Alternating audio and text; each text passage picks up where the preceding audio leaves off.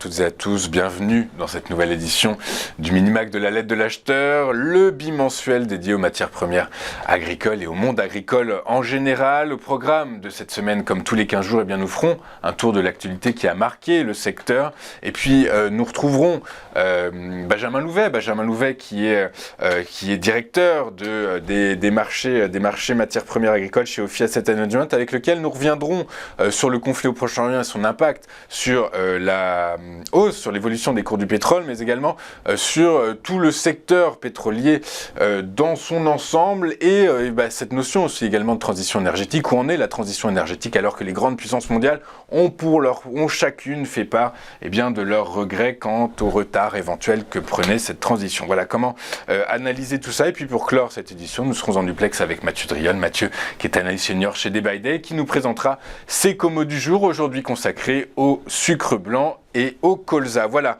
donc pour le programme de cette émission, mais juste avant de retrouver nos deux experts, on va faire un détour par l'activité qui a marqué le secteur ces 15 derniers jours. Et pour la première fois en 8 ans, la production indienne de riz devrait chuter cette année, laissant entrevoir la possibilité que le gouvernement du Premier ministre Narendra Modi prolonge les restrictions sur les exportations de céréales pour contenir les prix des denrées alimentaires avant les élections. La production de l'Inde, le plus grand exportateur mondial de riz, fait l'objet d'une attention particulièrement intense après que New Delhi a interdit les exportations de riz blanc non basmati en juillet, provoquant ainsi une flambée des prix mondiaux. Cependant, l'état des récoltes est difficile à prédire suite à une mousson inégale. La production pourrait chuter jusqu'à 8% par rapport au record de l'an dernier, malgré une augmentation des superficies cultivées en paddy, et ce, selon diverses prévisions. La production plus faible ainsi que les prix inférieurs du riz toujours élevés à l'approche des 5 élections nationales de ce mois-ci et des élections générales de l'année prochaine ont laissé les agriculteurs et les commerçants inquiets du fait que le gouvernement prolonge les restrictions sur l'exportation de ces céréales. La bourse de commerce de Buenos Aires a livré ses projections de récolte pour la saison 2023-2024.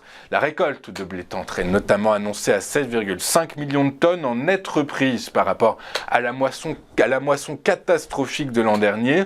Malgré des potentiels de rendement plutôt corrects, la récolte resterait toutefois sous les standards des précédentes campagnes en raison principalement des conditions de semis peu favorables qui ont fortement limité l'assolement de blé argentin cette année.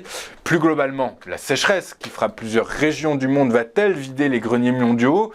Après avoir déjà diminué son estimation de production mondiale de blé en 2023-2024 de 3,3 millions de tonnes en août, le ministère américain de l'Agriculture l'a de nouveau réduite de 6 millions de tonnes. Une décision évoquée dans son dernier rapport mensuel publié mardi dernier, rapport très suivi par les analystes et le monde agricole. La Commission européenne a mis à jour la semaine dernière ses chiffres de production céréalière pour 2023-2024 et ce pour ses 27 États membres. La production de blé tendre a légèrement augmenté par rapport aux prévisions de septembre, tout comme les perspectives de production de colza et de maïs, mais la production d'orge a été réduite en raison de certains facteurs de rendement de fin de saison décevants. On va marquer une toute première pause dans cette édition du Minimac du 3 novembre et juste après nous retrouverons notre invité, Monsieur Benjamin Louvet, à tout de suite sur Télévision.